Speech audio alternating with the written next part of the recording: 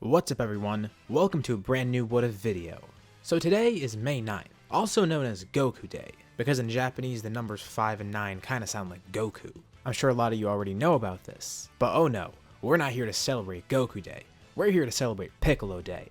That's right, because May 9th, at least in-universe in Dragon Ball, is also the day that King Piccolo took over Earth. Or, well, he almost did, and he declared it as Piccolo Day, and on the same day, Piccolo Jr. was born. So Goku can enjoy his own day somewhere else. Here, we're going to be celebrating Piccolo Day. Actually, this what if will kind of combine Goku and Piccolo in a way. You guys might not think it'll change a lot, but I wrote all this out up to the Buu Saga so far, and the series is almost unrecognizable in some parts, but in a good way. It starts gradual, but all of the changes snowball, and the arcs turn into completely different stories. For this video, I'm going to set a like goal of 2,500 likes, and if we hit that, I'll continue this scenario with another part. Anyways, let's cover what might have happened if Piccolo was raised by Kami. So some people might be thinking, how will this change anything? And some other people may be saying, plus Ultraman already did something similar to this. And you're right, but mine's going to be very different from his, because we're not necessarily covering if Piccolo turned good early on here. It's going to be much different, and he's going to go through a completely separate arc. But I won't leave you hanging anymore, we're going to get into the actual story right now. After defeating King Piccolo, Goku arrives on Kami's lookout. And he mentioned something to Kami that he noticed this time around. When King Piccolo died, he threw up some weird ball from his mouth. And Kami immediately knows what this is. It's another egg. He hatched another son right when he died. Immediately, Kami is pretty shocked, and he doesn't really know what to do. He knows that they just can't kill this kid, because that would also kill Kami. That's probably the reason he's alive right now, but this egg is cause for concern. From the lookout, Goku and Kami traveled back down to Earth in order to locate where the egg probably landed. They arrive at a house with a terrified family inside. Oh, Kami, what kind of horrible creature could have come from that egg? The sons that King Piccolo hatched before were disgusting, so they can't even imagine how terrifying this one will be. The family points to the corner of their house. As Goku and Kami turn around, there's nothing. Well, they look down and then they see it. It's a child, even smaller than Goku. Although he is a newborn, he already looks like a toddler and is displaying his evil tendencies. As the reincarnation of King Piccolo, he'll probably already recognize Kami and Goku, and immediately he's hostile. He attempts to fight, but of course, he's not really any match for Kami or Goku at the time being. Kami is able to knock out Piccolo, sedating him, and hopefully having him sleep for the time being will help, as they bring him back to the lookout. Kami and Goku go back up there, and they try and discuss what to do now. As soon as they're back on the lookout, Piccolo wakes back up, and he lunges towards Goku. Goku's actually able to hold him off pretty well. I mean, Kid Piccolo's not really too strong right now. And Goku kinda has fun with it, dodging his attacks and trying to counter. Kami still isn't really sure what to do, but even without his full power, Goku is able to hold him off right now, and that gets Kami thinking. Piccolo is trying to kill Goku right now, but he's not really too much of a threat, at least not yet. But ironically enough, he seems like he'd be a perfect training partner for Goku. Also, Kami could train him as well, and possibly they could raise Piccolo together, and even though he has evil in his heart, Goku feels that maybe they can make him see the light. Earlier that same week he saw the same thing with Ten Shinhan. Even though he barely knew this guy, he banished his evil ways just by interacting with Goku and friends. And Goku brings this up. Kami says that it won't be that easy, because unlike Ten Shinhan, Piccolo is evil to the core. Right now all Kami can think of is containing him with the Mafuba, but he considers Goku's idea. And if he turns out to be too much trouble, they can't always contain him. The two continue fighting as Piccolo desperately tries to kill Goku, although he isn't able to do anything. It's a little funny actually, it's kinda like a toddler throwing a tantrum. Well, that is what it is. Kami watches and he thinks it might be worth a shot to try and get him to turn good, although it would be a very long process. Immediately, Kami becomes strict, and Piccolo knows that he's no match for Kami and backs off for now. Piccolo mainly keeps to himself while Goku continues his training with Kami, and occasionally he does try to attack and kill Goku while he's sleeping. This is great for Goku because it keeps him on his toes. And it's kinda funny when you think about it. Piccolo is still a problem child, of course. And weeks turn into months. Eventually, Goku and Piccolo do start training together, but Piccolo is still very bitter towards Goku. The bright side here is he's not a psycho. These months turn into years, as both Goku and Piccolo grow up. Piccolo still harbors a lot of resentment towards everyone, mainly Kami and Goku, but something is holding him back from trying to kill them. As a kid, these two took him in, and instead of just killing him right away, they tried to redeem him. And it wasn't a trick either. Although he isn't redeemed right now, this sticks with him. Maybe they're genuinely kind-hearted. Maybe they're just foolish for taking him in. Either way, this resonates with Piccolo. A part of Piccolo still does want to try and defeat them, but there's another part talking to him, one that Kami and Goku created. and this side of Piccolo is preventing him from doing it. After these years pass, eventually the 23rd World Tournament comes around. What better place for Goku to test his training with Kami, as well as Piccolo, who also joins. Naturally, everyone's pretty terrified to see Piccolo here. They can immediately tell he's the spawn of King Piccolo, but Goku assures him that everything's alright. Sure, he seems cold and harsh on the outside, but Goku reveals that he's been training with Piccolo for years, and he hasn't attempted anything. For all he knows today, Piccolo might snap and try something. But as far as Goku's concerned, he's not really too much to worry about.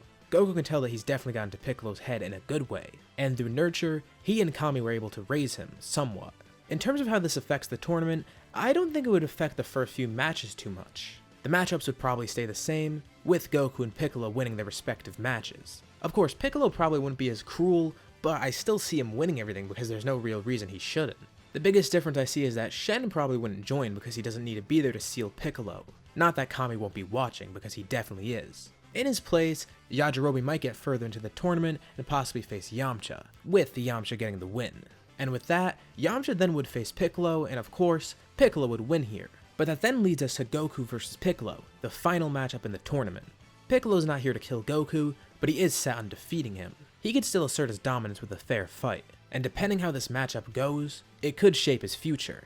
If he wins, maybe his hubris will get to him, with his evil tendencies taking over once more. But if Goku wins, that might put him down a peg, knowing that there is someone stronger than him, and he still has to train to surpass Goku, and it might give him a reason to look up to Goku. Regardless, this match definitely will cement their rivalry, and it begins. The two start by pacing themselves, and they're evenly matched. Most likely both would be stronger here, considering they were training with each other and Kami, as opposed to Goku training alone with Kami.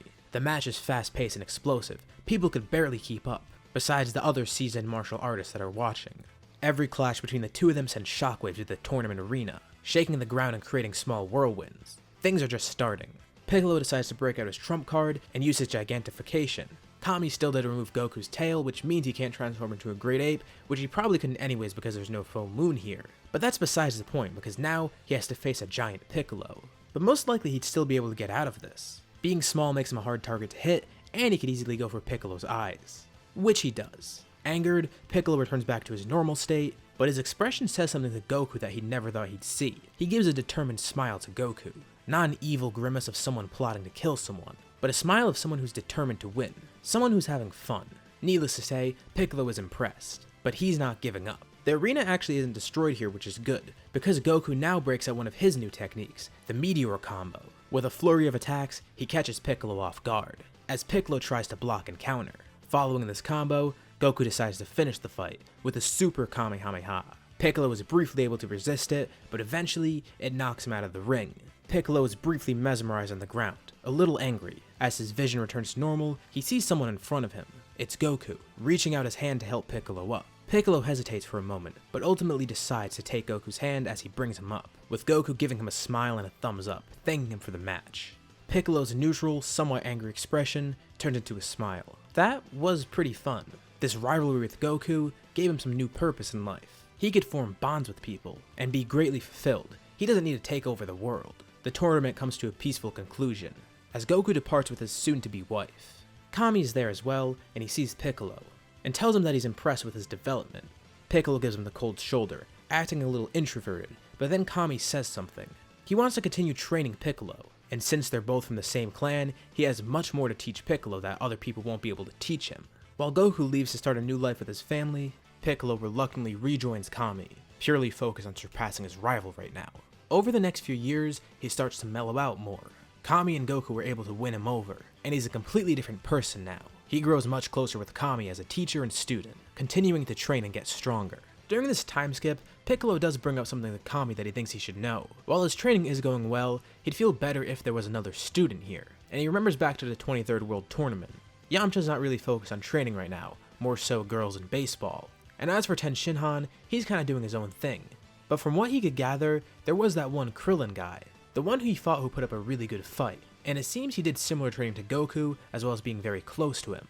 Piccolo suggests to Kami that maybe they should try and train with Krillin, and Kami actually accepts this idea. Krillin does seem like a worthy student, and he definitely has potential to be as successful as Goku.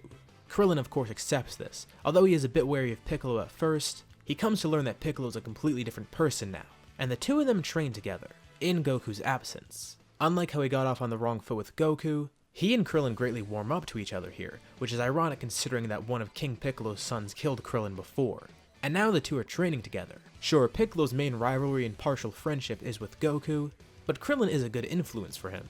And this comes into play later, because after 5 years, Krillin tells Kami that he's going to depart his training for a day. He got an invite for a reunion at Kame House, where he's going to go and see everyone again. And he mentions to Piccolo that Goku will be there. And this piques Piccolo's interest. Piccolo has been very secluded, and over the past few years he's only really been around Kami and Krillin. This will be a nice opportunity for him to introduce his new self, and get to see Goku again. The day comes and they arrive at Kame House, and everyone's wary of Piccolo at first, but they quickly learn that this isn't the same Piccolo as before. At the tournament, he did show a little bit of that hostile side, but now they could tell he's completely mellowed out, if not still a little introverted and cold. I imagine it like a Busaga Vegeta type personality. Piccolo enjoys his time, and eventually, Goku arrives to the house, with a child in his hand. Over the time skip, Gohan still was born, and Goku introduces him to everyone. He's actually kinda glad to see Piccolo. It's been a really long time, and he could tell that he's grown a lot stronger. Goku hasn't really trained as much over the past few years, so for all he knows, Krillin and Piccolo might have surpassed him by now. Maybe they could have a small sparring match later and test this out. But it's not going to be that easy, because while everyone catches up, they sense something coming close to them. A high power that eventually lands on the island. This, of course, is Raddatz. He introduces himself and tells Goku about his Saiyan heritage. Piccolo and Krillin are ready to fight as well as Goku, and they try and stand up against Raddatz, but they can't accomplish anything. Raddatz easily knocks Krillin down just with his tail, and catches Goku off guard with a powerful punch. And then he gives him a little tidbit of information. If Kakarot didn't know he was a Saiyan, they probably didn't know that this green guy right here is a Namekian. Green guy obviously referring to Piccolo because Raddatz doesn't know his name. This is a huge shock to everyone. Both Goku and Piccolo are aliens? They barely have time to process it as Raddatz leaves, kidnapping Gohan. Krillin and Piccolo recover themselves as Goku angrily shouts for Nimbus to come get him, wanting to fly over to wherever Raddatz went to. Roshi and Bulma try to talk him out of it, saying that it's dangerous, but Piccolo and Krillin offer to join.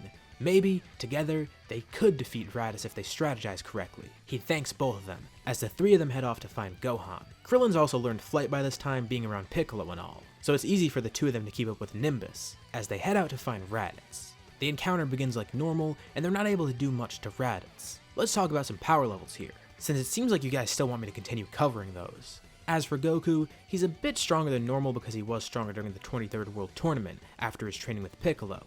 Instead of a power of 416, let's say he's around 500 once he takes the weights off. Instead of Piccolo being at 408, we're going to put him around 520, stronger than normal and stronger than Goku. Instead of being around 206, Krillin is around 420, surprisingly close to Goku, and also stronger than Goku was in canon. Raddatz has a surprisingly tough time here, and decides to break out his trump card.